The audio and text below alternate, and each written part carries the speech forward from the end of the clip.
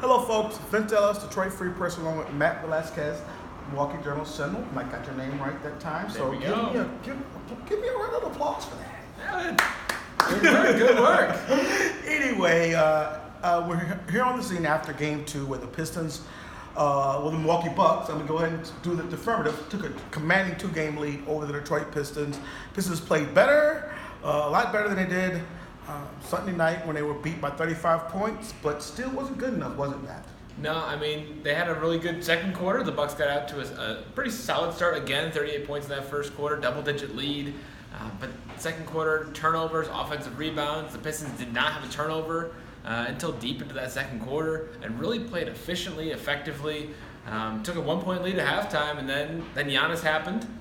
He scored 7 quick points out of halftime. Bledsoe added a bucket, 9-2 run. Bucks never looked back, got the lead up into the 20s, and that's kind of all she wrote. What was the mood in the locker room about for the second quarter hiccup, I guess, they had against the Pistons? What were they saying about that? Yeah, just generally they didn't do what they needed to do. The turnovers, they were careless with the ball, a little bit loose with it. Just not giving that requisite effort, especially on the defensive glass, to finish those possessions instead of getting up offensive boards. They just knew they had to play better. They had to move better and work together better on offense and just play more as a team. And they got back to that in the third quarter, especially, and then were able to kind of keep their foot on the pedal for the rest of the game. The Pistons did a couple things that might bode well for them in the future when they do go home. They started Luke Kennard at small forward tonight in place of Bruce Brown, and Luke Kennard played well, 4 for 6 on the three-point line, and scored 19 points. And how did the Bucks, do you think, handle that, a little bit more shooting on the floor? Yeah, it kind of threw him a little bit early, but then Pat Connaughton really stepped up, had a bunch of blocks, played really well off the bench.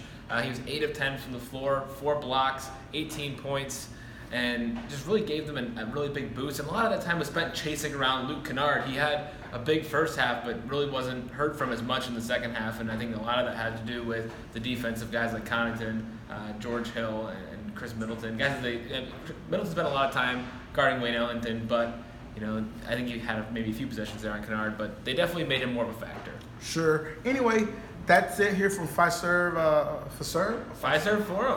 Forum after Game 2, and we'll do this again after Game 3 at Little Caesars Arena. Ellis, Matt Velazquez, Milwaukee Sentinel. Talk to you guys Saturday.